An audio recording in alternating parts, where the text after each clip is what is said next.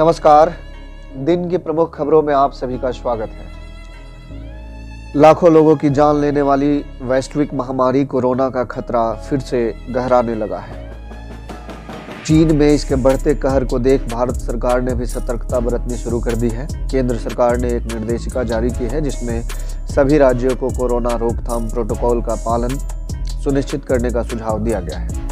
इधर कोरोना के नए ओमिक्रॉन सब वेरिएंट BF.7 के 3 नए मरीजों के बारे में जानकारी मिलने के बाद भारत सरकार नए सिरे से सतर्क हो गई है। इधर डॉक्टरों ने एक बार फिर कोरोना के बढ़ते संक्रमण को देखते हुए लोगों को एक बार फिर से मास्क पहनने, भीड़ भाड़ से बचने और कोरोना रोकथाम प्रोटोकॉल का पालन करने की नसीहत दी।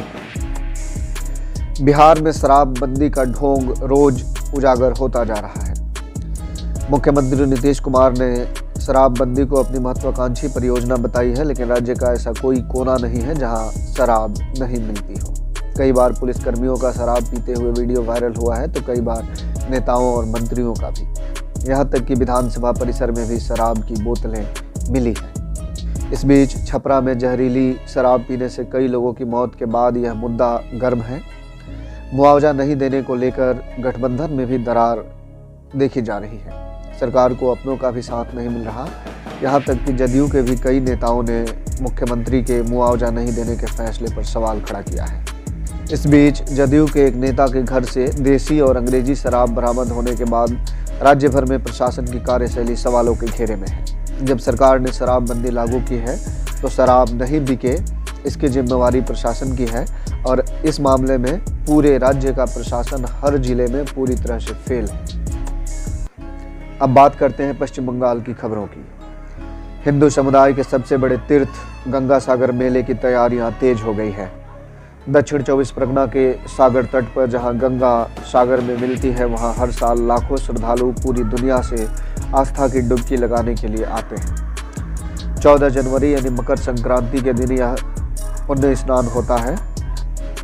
इस दौरान किसी तरह की कोई अव्यवस्था न हो, इसे लेकर मुख्यमंत्री ममता बनर्जी ने बुधवार को समीक्षा बैठक की।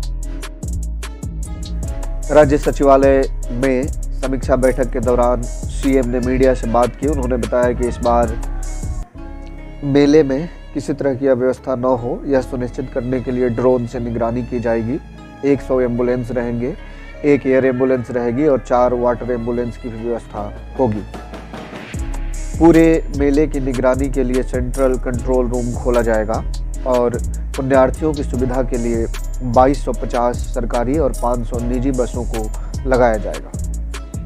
उन्होंने कहा कि प्रशासन यहां पुण्य स्नान के लिए आने वाले लोगों की सुविधाएं सुनिश्चित करने के लिए जी जान से तत्पर है। बीरभूम नरसंहार के मास्टरमाइंड लालन शेख की सीबीआई हिरासत में मौत मामले की सीआईडी जांच जारी रहेगी। हाई कोर्ट ने इस मामले की सीआईडी जांच पर रोक लगाने वाली याचिका को खारिज कर दी है। याचिकाकर्ता अधिवक्ता ने यह भी मांग की थी कि हाई कोर्ट के जज की निगरानी में जांच हो, लेकिन मुख्य न्यायाधीश प्रकाश श्रीवास्तव और राजर्षि भारद्वाज की खंडपीठ ने इस याचिका को खारिज कर स्पष्ट कर दिया कि सीआईडी अपनी जांच जारी रखेगी। शिक्षक नियुक्ति भ्रष्टाचार मामले में गिरफ्तार एसएससी के पूर्व अध्यक्ष सुबीरेश भट्टाचार्य को एक बार फिर जमानत नहीं मिली। बुधवार को उनकी जमानत की याचिका लगी थी, लेकिन न्यायमूर्ति जयमाल्य बागची की एकल पीठ ने स्पष्ट कर दिया कि माफ करिएगा। न्यायमूर्ति जयमाल्य बागची की अध्यक्षता में गठित खंडपीठ ने स्पष्ट कर दिया है कि सुबीरेश अपनी जिम्मेवारी से नहीं बच सकते। वह एसएससी के अध्यक्ष थे और उनके कार्यकाल के दौरान बड़े पैमाने पर भ्रष्टाचार हुआ है। अगर उन्हें जमानत दी जाएगी तो यह समाज के साथ खिलवाड़ होगा। धन्यवाद।